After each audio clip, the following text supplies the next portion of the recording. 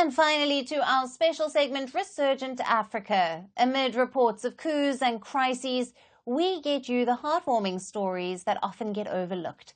Our story today is from the upcoming Paris Olympic Games. The Olympic Committee has chosen 90-year-old Oumar Dieme, a Senegalese war veteran, to carry the Olympic torch.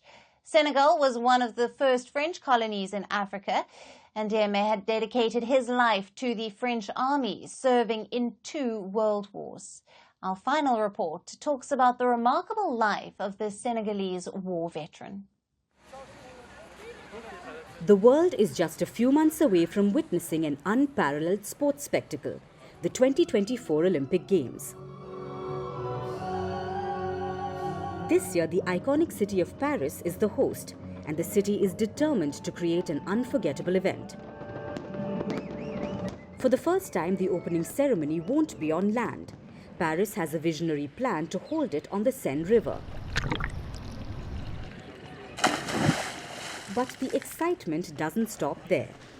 The Olympic Committee has chosen 90-year-old Oumar Dieme to carry the Olympic torch. They told me, we want a Senegalese rifleman to be designated for the port of the Olympic flame, but it is you that we chose. What do you think? I stayed a few minutes. I said, okay, this is an honor for me. Why choose a man who had never even heard of the torch before? Oumar Dieme was born in Senegal, a country once under French colonial rule. He joined the Senegalese tirailleurs in 1953. The former rifleman was inspired by those who returned with honors. He volunteered to fight in Indochina, where France, supported by the US, fought the Chinese-backed Viet Minh. Then he fought in the Algerian War. After Senegal gained independence in 1960, Dieme re-enlisted in the Senegalese army. After his service, he settled in northeast Paris, eventually becoming a French citizen. In 2023, the French government allowed the remaining tirailleurs to receive their pensions without needing to spend half the year in France. After this, Dieme returned to Senegal.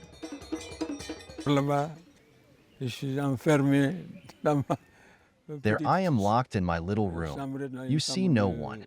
Sometimes people even die in their rooms, a few people. Before we know it, they've already rotted in it. That's not a life. I am very happy really, very happy to be back in my family. For Dieme, being chosen as a torchbearer is a deep honor. He's one of the 20 men from his village who served France. Many of his comrades returned wounded or didn't return at all.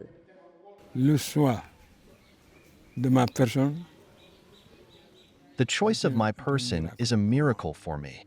My solitude touches in part my companions from Indochina, Algeria, and even the National Army. Many have served the National Army. They are no longer there. There are even young people I trained in the National Army. They have all left. So if God leaves me so far, I'm just thanking God.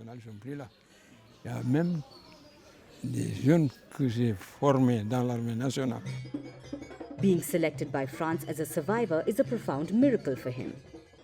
Stephanie Troussel, president of the Seine-Saint-Denis department, said, "The choice of Oumar Dieme contributes to the essential work of remembrance because the Senegalese riflemen have been forgotten for too long in our collective memory."